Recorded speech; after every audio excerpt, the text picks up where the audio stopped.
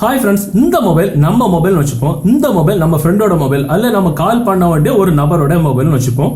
நாம நம்ம மொபைல் இருந்து அந்த நபருக்கு கால் பண்றோம். கால் பண்ணும்போது அவங்க மொபைல் டிஸ்பிளேல ஒரு நம்பர் வருது. ஓகேவா? சோ இப்போ நோட் பண்ணிடுங்க. அந்த மொபைலோட லாஸ்ட் நம்பர் 50950. ஓகே, நம்ம இப்போ வந்து கட் பண்றோம். கட் பண்ண உடனே அந்த மொபைல் அங்க கட் ஆயிடுச்சு. சோ நாம இப்ப மறுபடியும் கால் பண்றோம். கால் பண்ணும்போது அதே நம்பர் இப்ப வருதான்னு பாருங்க, வராது. இப்ப அதோட லாஸ்ட் நம்பர் 65669. இத மாதிரி நாம நம்ம மொபைல் இருந்து ஒருத்தருக்கு கால் பண்ணும்போது அது நம்மளுடைய கான்டாக்ட்ல இருக்கக்கூடிய ஒரு நபரா இருந்தாலும் சரி, இல்ல ஒரு புதிய நம்பருக்கு கால் பண்றதா இருந்தாலும் சரி, அவங்க மொபைலுக்கு ஒவ்வொரு முறை நம்ம மொபைலுக்கு கால் பண்ணும்போது வேற நம்பர்ஸ் அவங்க டிஸ்பிளேல தெரியும். சோ இப்ப நான் இதை வந்து கட் பண்ணிக்கிறேன். கட் பண்ணதுக்கு அப்புறம் இதுல பாருங்க, அவங்க மொபைல் டிஸ்பிளேல அவங்களுடைய கால் ஹிஸ்டரியில வேற நம்பர்ஸ் தான் இருக்கும். இத மாதிரி நம்ம மொபைல் இருந்து கால் பண்ணும்போது யாரு கால் பண்றோமோ அவங்க டிஸ்பிளேல வேற நம்பர்ஸ் தெரியற மாதிரி எப்படி நம்ம கால் பண்ணிக்கலாம் அப்படின்னு இந்த வீடியோல பாத்துக்கலாம்.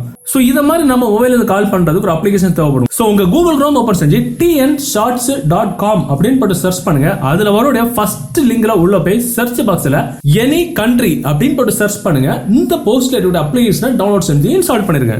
அப்ளிகேஷன் ஓபன் செஞ்சீங்கன்னா உங்க இன்டர்ஃபேஸ் மாதிரி இப்படி தான் இருக்கும். ஸோ பிளாங்கா தான் இருக்கும். உங்க நம்பர் கொடுத்து எதுவுமே நீங்க ரெஜிஸ்டர் பண்ண வேண்டிய அவசியமே இருக்காது.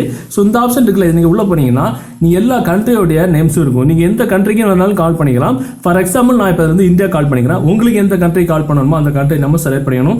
கண்ட்ரி செலக்ட் பண்ணிட்டு எந்த நம்பர் வேணுமோ அந்த நம்பர் நீங்க வந்து டயல் பண்ணிக்கணும். அப்படி இல்லை அப்படின்னா கான்டாக்ட்ல போய் கூட உங்களுக்கு தேவையான கான்டாக்ட் நீங்க வந்து செலக்ட் பண்ணிக்கலாம். இப்போ நீங்க கால் பண்ணீங்க அப்படின்னா அவங்க மொபைல் டிஸ்பிளேல என்ன நம்பர் வருதுன்னு மட்டும் பார்த்துக்கலாம்.